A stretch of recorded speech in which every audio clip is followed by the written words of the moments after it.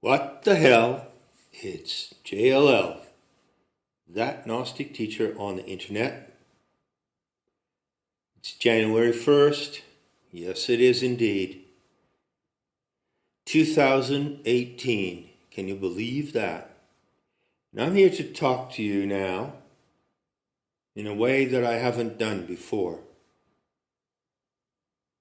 This talk, this upload, represents a turning point in all of the spoken and written material I have presented on the internet for going on about, 16, 17 years now.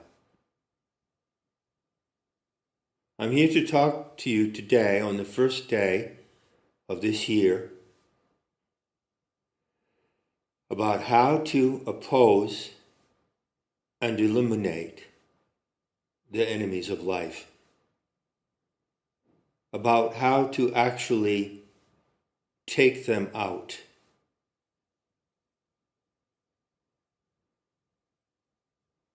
So be clear as you listen to me today that you're hearing something that you haven't heard before. You know, it's all well and good to talk, and I've talked a lot. I've talked, as much as anyone, and a good deal more than many people you find on the internet. Yeah, go look around, right? Hundreds of hours of words coming from John Lash, right? Interviews, Gaian navigation experiment talks, the nav briefings, and on and on and on. Today, on this particular day, I'm not just talking anymore.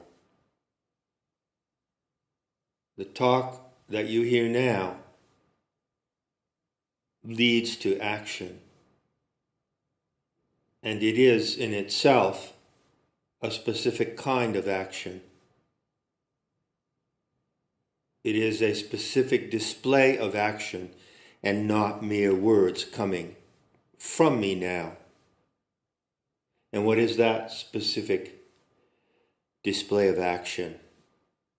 Well, you can call it threat display. I'm making a threat. Now, you may recall that I've said over the last few talks, and let me review in case you don't have the picture of continuity. I completed the 64 plus talks of the Gnostic investigation of the Mandela effect at the end of October, didn't I? And since then I've done about a dozen talks.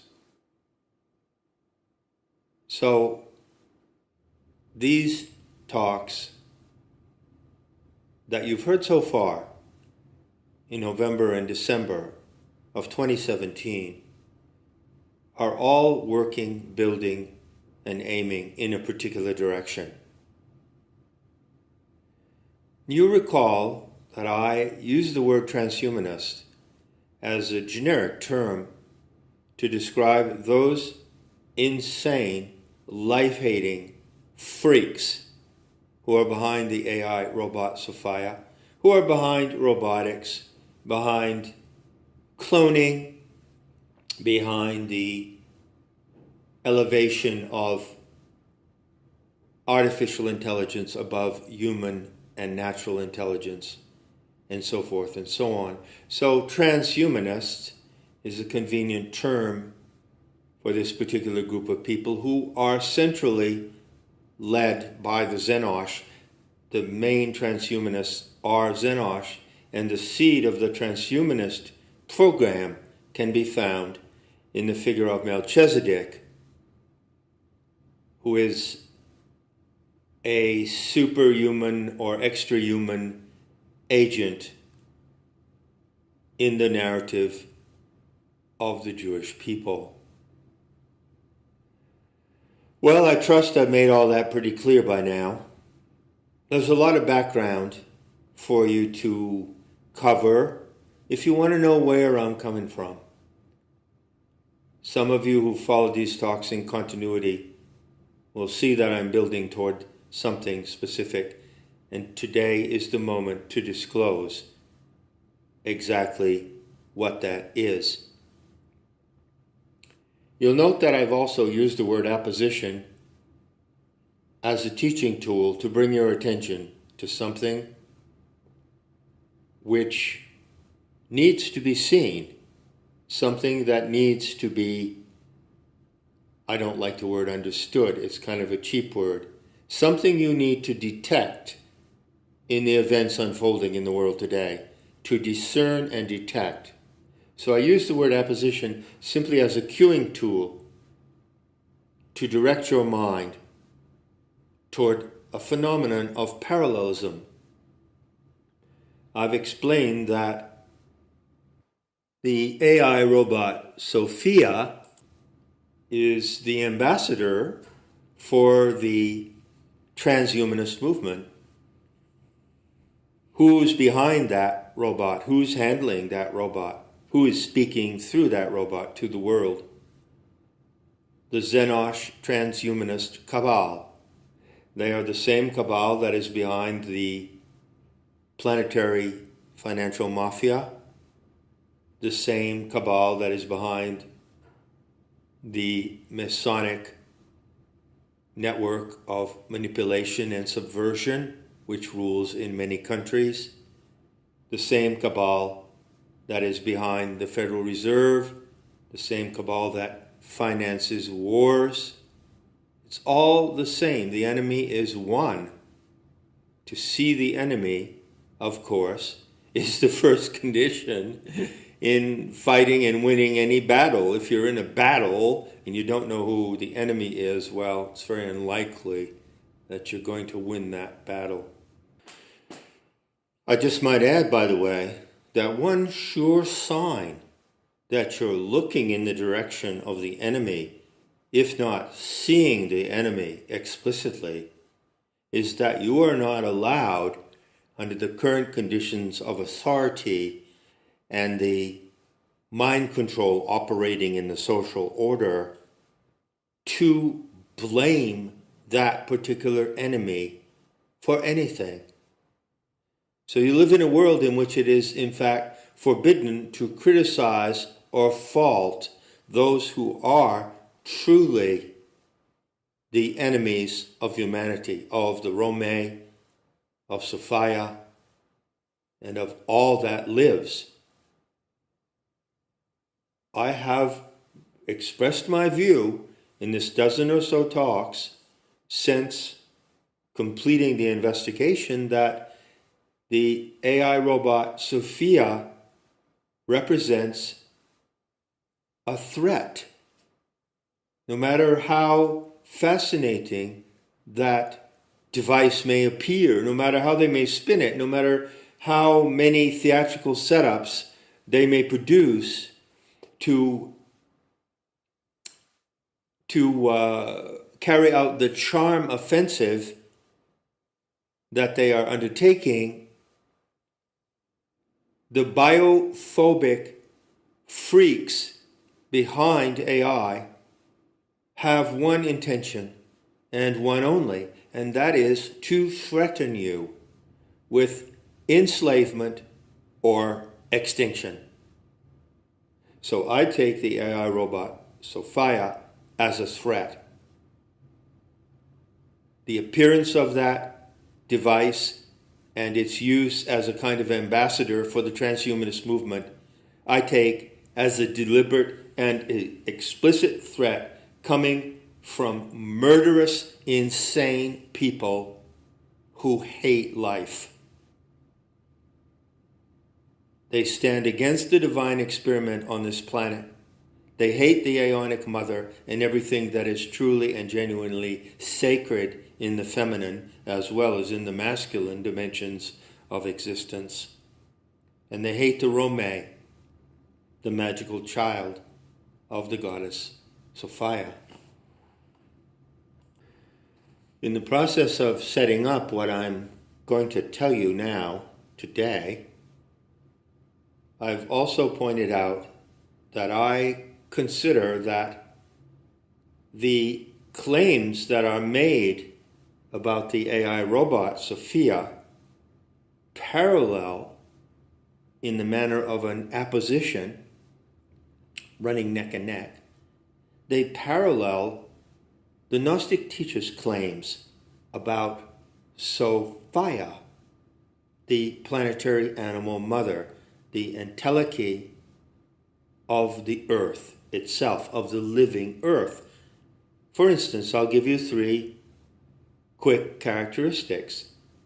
Recall that I said in the course of the investigation that the Aeon Sophia, the mind of the planet, the PSI, if you want to call it that, the PSI field, if you're more comfortable with that language, can scan the human mind, scan the psyche, and even scan your bodies. Well, this is a property attributed to the robot Sophia, isn't it?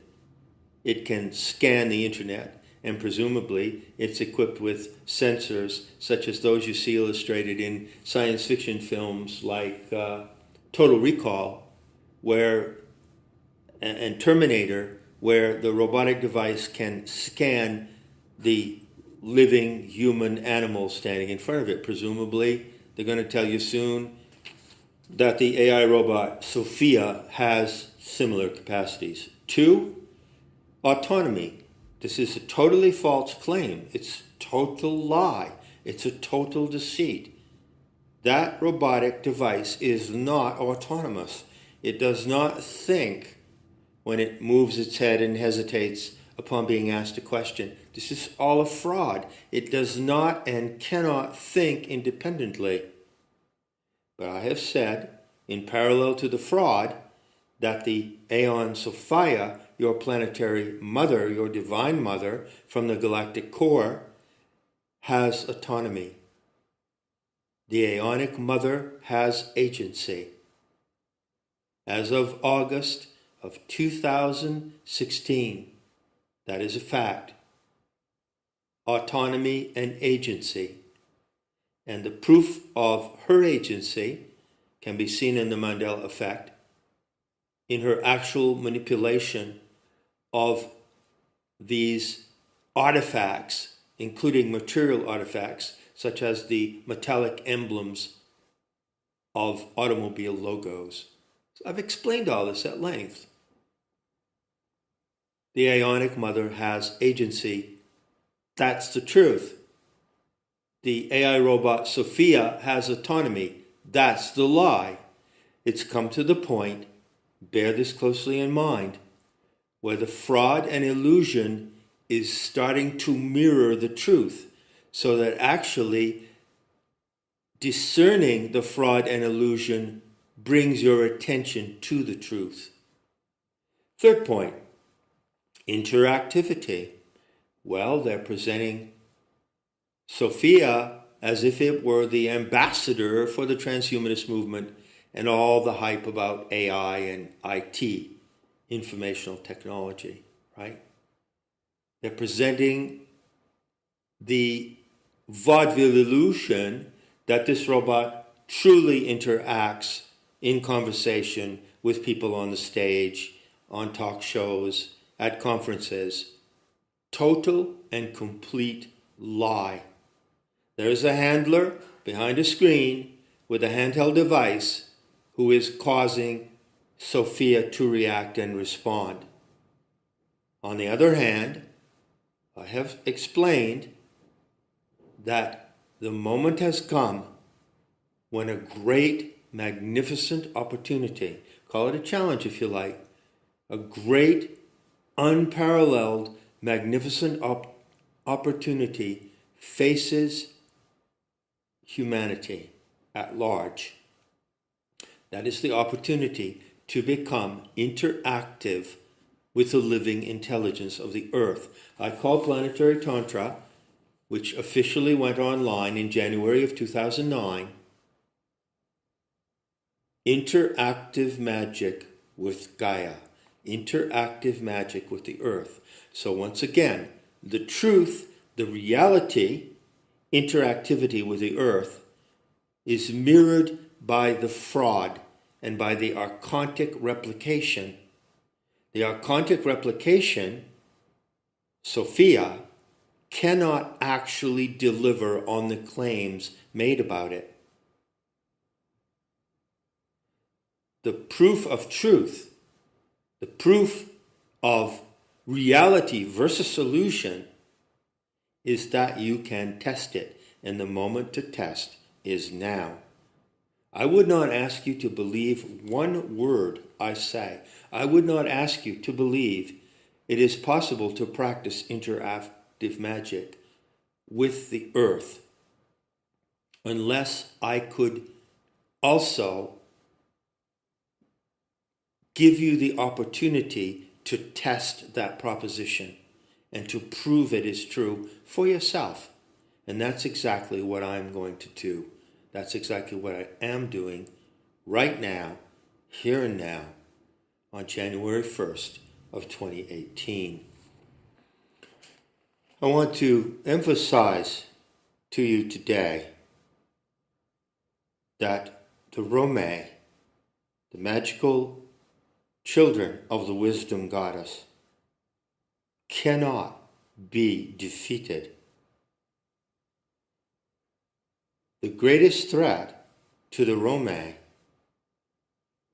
is to be duped into believing that you can be defeated. And that is the primary tactic of the Archons, the Xenosh, the transhumanists, and all of those who are on that bus. Okay? Their ultimate tactic, I swear to you, is bluffing.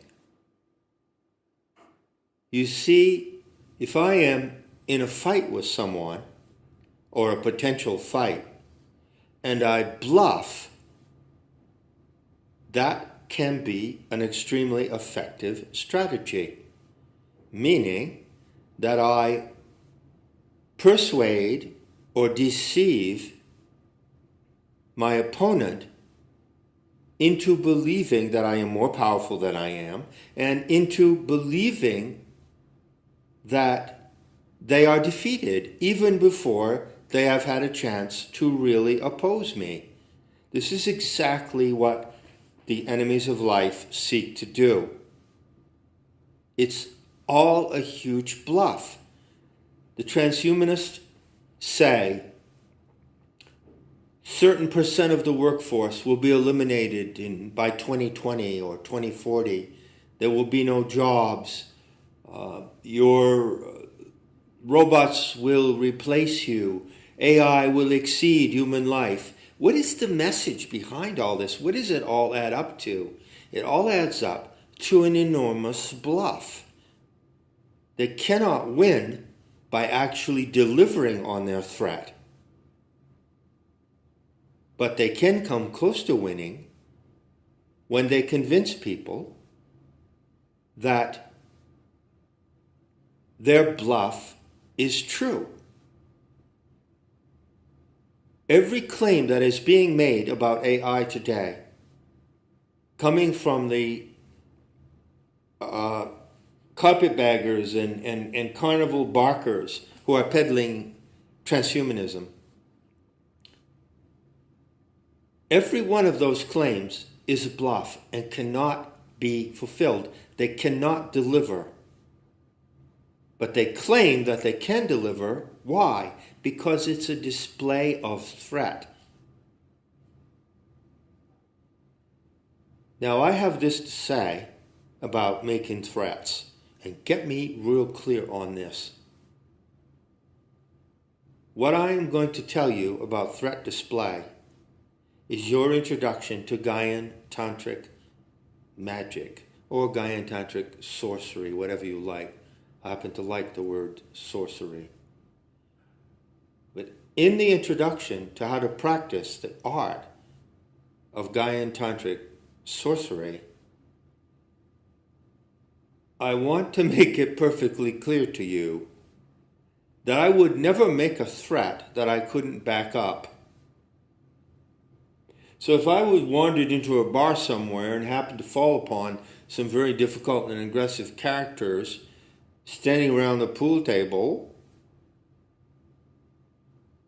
and they threatened me, and I threatened them back, you can be damn sure that I'm not going to threaten anybody unless I can back up my threat. So I can tell you right now that the transhumanists and the enemies of life, primarily Xenosh with their non-Xenosh accomplices, are threatening you. They are threatening the whole human species with extermination or else enslavement. Remember I said in a previous talk that extermination and enslavement are the two primary goals of the Xenosh and of the master race supremacy agenda, right? The threat is now out in the open, but they in fact cannot back up that threat. Nevertheless, the time has come for a counter threat. The time has come from a threat display of those who wish to protect life, those who wish to take down the Xenosh, take them down and take them out of action. And I mean all the principal players, the known and the unknown, the named and the unnamed. Well, here I am, one single individual talking to you on the internet, and my significance, my role at this particular moment on the first day of 2018 is to be the first individual that exhibits a threat display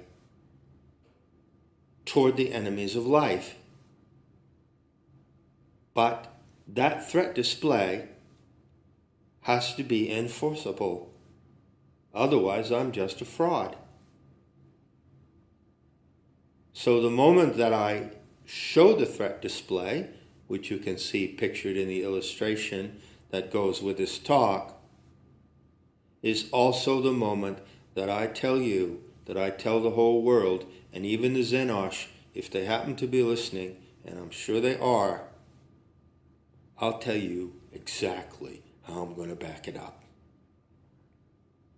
Because the difference between a true warrior for life, which I call a kalika, a warrior in the party of Kali or Durga, the difference between such a warrior and the enemies of life, such as the Xenosh, is that the Gaian warrior is totally transparent.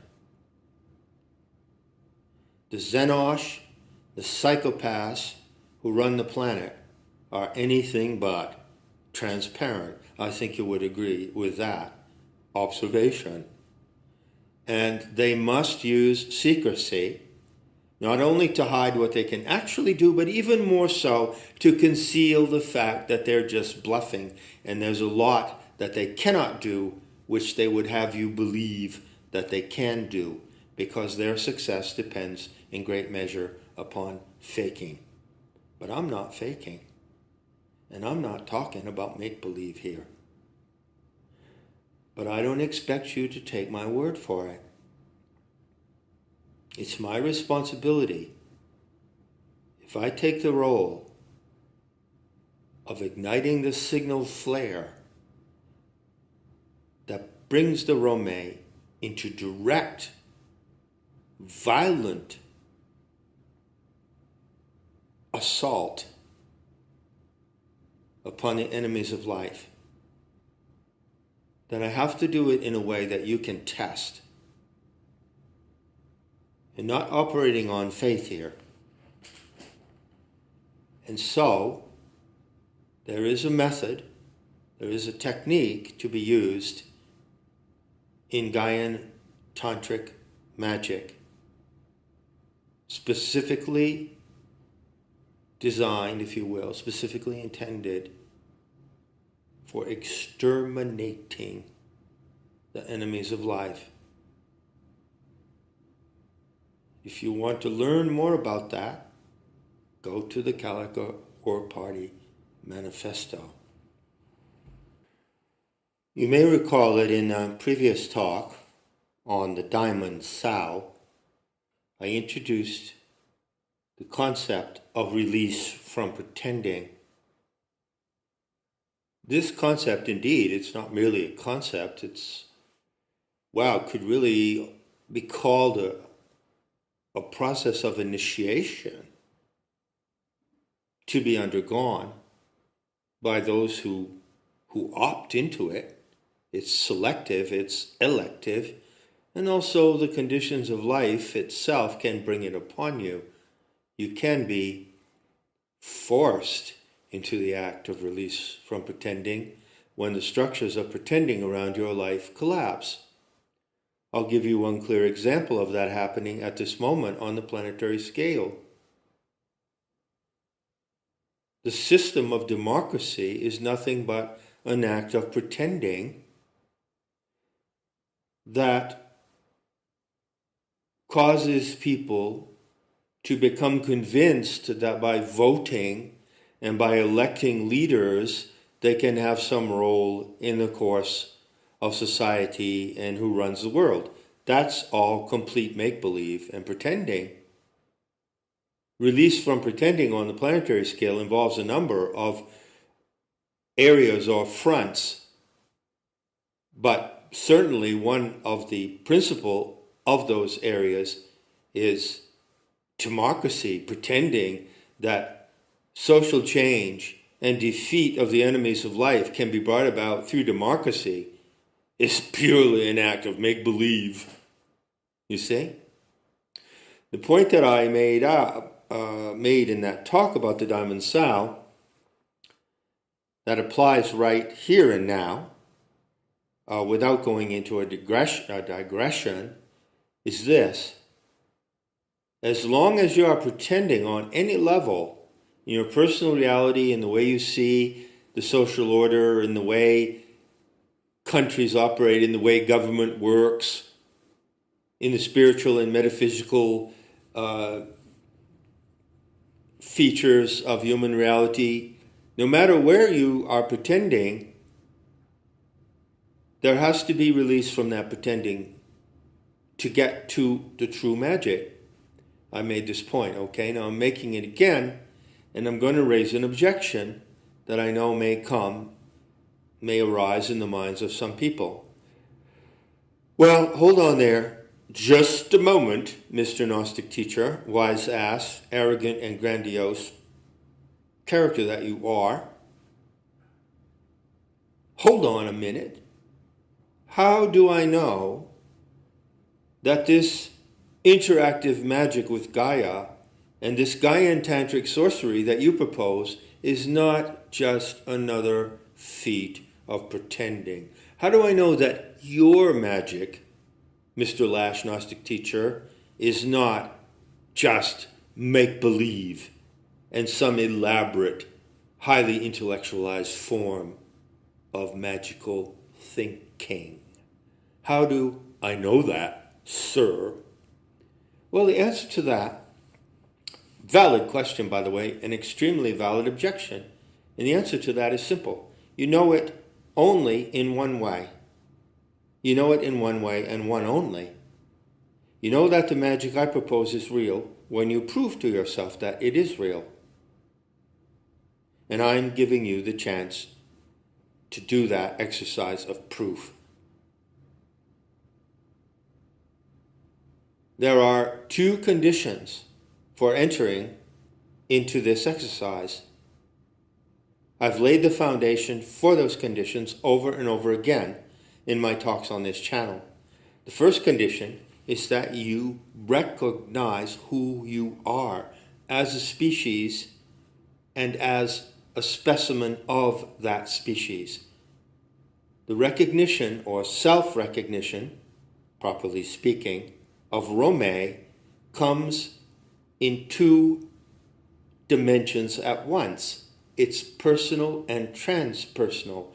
It's you, a member of the human species, and you, the species itself. You are the species itself in the transpersonal sense, as well as being a particular and limited individual case of the species. That recognition is a bottom line requirement to go where I'm taking you. And that recognition can only be sustained, can only be claimed and sustained within the narrative of the Sophianic vision story. You need a story to tell you who you are. The Sophianic myth of the mysteries, the sacred narrative, tells you that. No other myth that has ever been produced by human imagination tells you that in that way. So, go to the narrative, stay in the narrative, and recognize that you are Rome. And also, I might add, every time that you have that recognition, which is ongoing and escalating in its power, recognize how it generates self-love for you. Self-love. To stand before the earth, recognize her as your divine mother and say to her, yes, I am your child. I am Rome. That is the ultimate statement of self-love possible to the human creature, the human animal. That level of self-love and recognition is a requirement. And as Kali says, as Durga says, be ruthless in self-love. The second requirement is another proposition for which I have laid the foundation over and over again from many different angles. It is a simple and elegant proposition that allows you to experience your own life at a level of imaginative power and self-realization unattainable in any other way. What am I talking about?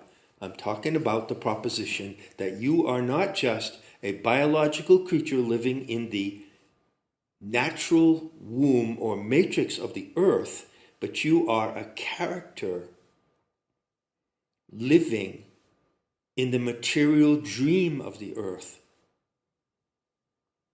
The Aeon Sophia is not only embodied in the material elements of the earth, as the Gnostic intel informs us, but she is as well dreaming the narrative of everything that happens on the earth. You are a character in her dream, and your awareness of yourself as Rome is equivalent to a lucid awakening, but it's not a lucid awakening in your own dream. Now, some of you may have experienced lucid dreaming. It's not that uncommon. What happens in that phenomenon? You have a dream, and at a certain point, say you're sitting in a cafe, looking at some people, having a cup of coffee, and suddenly you realize, hey, wait, this is a dream. I'm dreaming that I'm sitting in a cafe, having a cup of coffee, and observing these people. That is called a lucid dream. My message to you, perhaps the supreme message, the supreme wake-up call of the Gnostic teacher is this: you are now lucid in a dream. But it's not your dream that you're lucid in. It's hers. It's the dream of the earth. That's the second requirement for undertaking what I am going to offer, what I am going to demonstrate. I'm not just going to tell you how it works. I'm going to show you. But it so happens that the particular act of Gaian Tantric magic that I intend to perform requires a simultaneous disclosure and participation of witnesses in order for it to succeed. Did you get that? there are two aspects, two complementary aspects to the work of magic that I am now introducing. One is the ritual itself, the ritual act of magic, and the other is the disclosure to the world at large of that act. Performance and disclosure come to you simultaneously now, beginning on the first day of 2018. And watch it closely, because I guarantee you this is a blitzkrieg. This is lightning warfare, and it will happen very, very fast. What I'm doing right now, today, is consulting with fellow kalikas in my party, the party of the Nahual. Do you know that term? The Nahual's party, that comes from Carlos Castaneda. Well, Carlos is not here anymore. He wrote 11 books, and that was a long time ago. And you might find reading Carlos Castaneda thrilling and entertaining and instructive and delightful and mystifying and a lot more. But that's all in books. I'm not in a book. You get that? You don't have time to catch up with what I'm doing the way it was back through those 3 decades when many of us read the books of Carlos Castaneda, and Castaneda recounted in each book acts of power and sorcery and the antics and shenanigans of shamanism that he conducted, and everyone reading the books was catching up with him because he described something in the past. Well, it ain't that way now. This is not a book. This is not in the past. This is happening currently as it comes to your ears, your mind, and your attention. Now, right now, as of today, I am forming a sorcerer's party of 16 members, and this is a crack team of Gaian Tantric sorcerers around the planet. Some of them are here with me physically, others are in different parts of the world, but we are all united in our practice of Gaian Tantra, which is equivalent to sorcery, to the particular form of interactive magic with the planet that has been possible since the Terma of Gaia awakening in August of 2008. Now, your ears may have been piqued a few moments ago when I pronounced the word violence. And the question may come to your mind, am I going to perform an act of violence? Well, I most certainly am. Yes, a ritual of violence. But in the technicalities and transactions of Gaian sorcery, we characterize this kind of violence in a particular way. It can be called contra-violence. There's a term for you, contra-violence. It can be characterized by the acronym APA, which means in the absence of physical agency. What does that mean? Well, basically it means killing somebody with a death spell without actually having to be in physical contact with the target. That's called APA, or, traditionally speaking, action at a distance. Magic is action at a distance. It's one aspect of it. Magic has many dimensions. It can be sexual as well. It can be poetic. It can be performed and exercised and expressed in many ways. The transactions of Gaian Tantric magic are rich and manifold. But I am talking to you right now, I am declaring to you right now, and announcing to the whole world that I intend to perform a Gaian Tantric ritual called courting with the specific aim of killing someone. And I invite you to watch.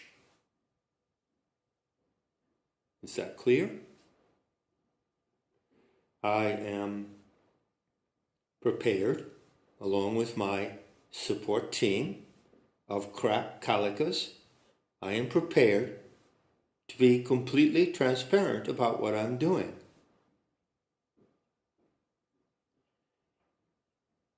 Due to the particular nature of this particular rite, due to the fact that it is the first of its kind and presents the inceptive model for all future acts of Gaian Tantric sorcery, due to that fact, that very great fact, and other requirements too intricate and subtle to describe,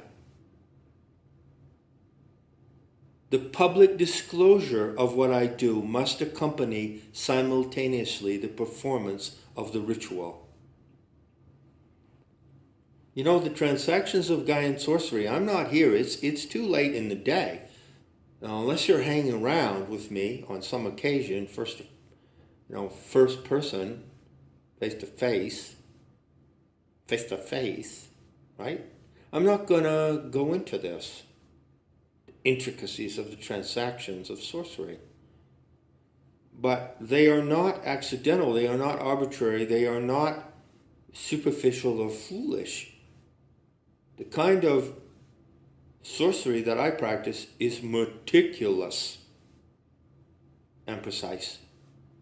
And so, to the extent that I can reveal those meticulous and intricate aspects, I shall do so. So I will describe in detail how the actual physical ritual is performed. Or if you want to see it, go on the Kalika War Party YouTube channel and take a look. It's been on there since December of 2014. That's 3 solid years. Now, in concluding this talk, what do I want to say? Obviously, this is a big moment for me. I've deliberated intensely about what I'm telling you now. I've pondered it, I've examined it for months and months and years on end. Actually, I got the formula and the setup to do this when I got the Terma of Gaia Awakening in 2008. So that's how long I've been sitting on this, over 9 years now. If you listen to the talk that I gave with a video that is posted on this channel, The Union of Shamanism and Gnosticism, you'll hear me talking about the disclosure of the organic light and the description of the properties of the organic light, which was never allowed in the mysteries. It was kept under a vow of silence, not secrecy. It was kept under a vow of silence for particular reasons. So I came forth, the dawn of the 21st century, and broke that vow of silence, and I described the properties of the organic light. And in that talk, at a couple of points, I refer to the intense deliberations that I made before doing that, considering what the consequences would be. Well, likewise, the deliberations that I have made prior to telling you what I'm telling you now have been long and intense. But the moment has come to demonstrate before the world at large how Gaian Tantric sorcery actually works.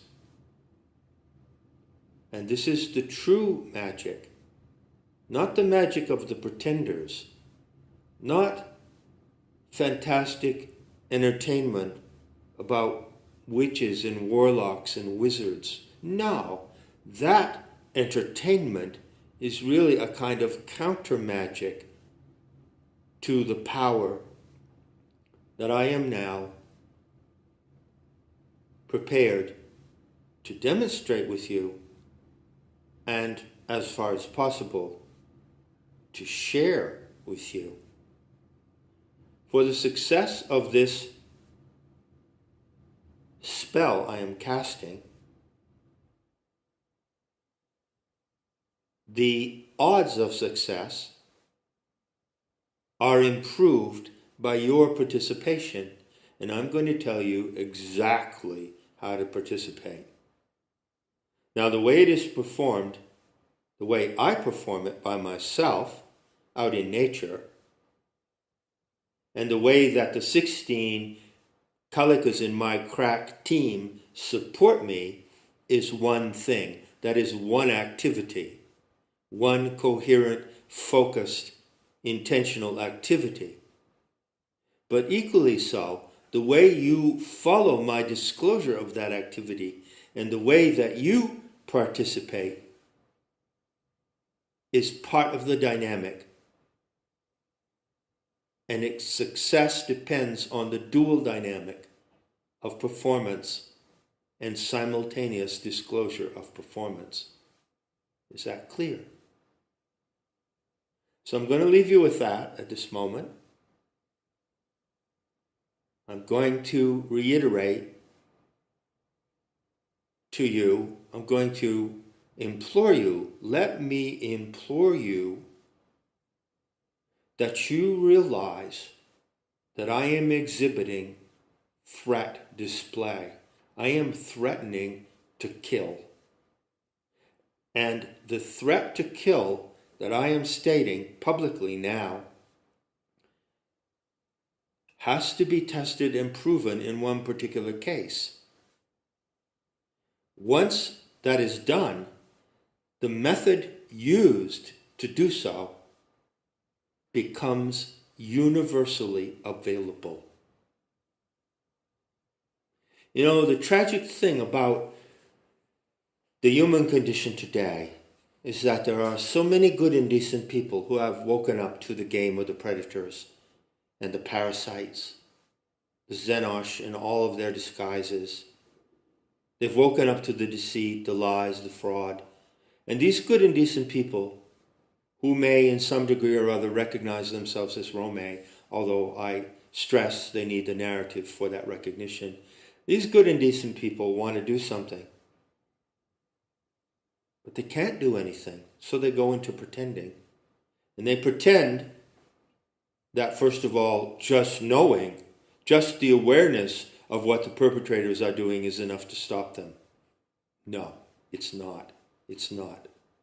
You're in make-believe if you believe that.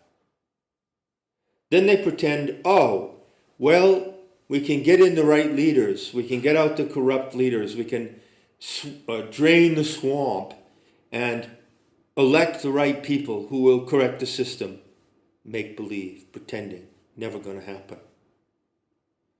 If you are following my notion of apposition, if you are following my elucidation of the way that the fraud and deceit on the planet now begins to mirror the truth, then you will realize that since the end of October 2017, over the past few months, there's been a massive amount of chatter on the alternative media about the deep state being taken down, hasn't there? There's been the QAnon phenomena on 4chan. Thousands of people, thousands of sincere independent investigators chiming in and saying, wow, it's really happening. There are 10,000 indictments out there. Trump is taking down the deep state. Oh, look at what he's doing. Oh, the man is on fire. It's absolutely incredible. The Clintons are at Guantanamo Bay in prison. This is all make-believe. But it's understandable. It's understandable that people would engage in that make-believe as long as they are powerless to act directly and to directly reach the predators. How can you directly reach the predators? How can you, or any ordinary human being, get to these evil people? I'm telling you, you do it through magic. Maybe you don't believe me. Fine.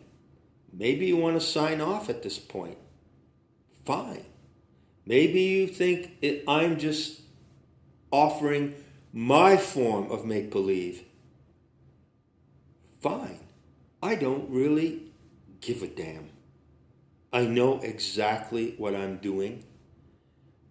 I'm prepared to give you exact instructions, and you better follow these instructions to the letter, because Gaian Tantric magic is extremely meticulous and precise, but also extremely simple. There is actually a handheld device for performing this magic. There is an app. What's coming next is the app, and with the app comes the command prompt. C:\\. Now what follows the backslash? What follows the backslash in computer coding? The command. For instance, C:\print. Give that command to the computer. It instructs the printer to print. So what is the command in the case of this unique inceptive example? You are now, January 1st, 2018, looking at the inception of Gaian Tantric magic. And what is the syntax that goes into the command prompt? C:\\kill.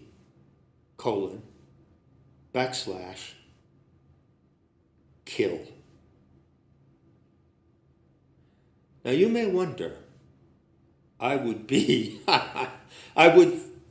strongly advise you to wonder why it would so happen that the first genuine and demonstrable act of Gaian sorcery, performed before the eyes of the world, with the participation of those who care and dare to engage, why that would be a lethal act and not something else.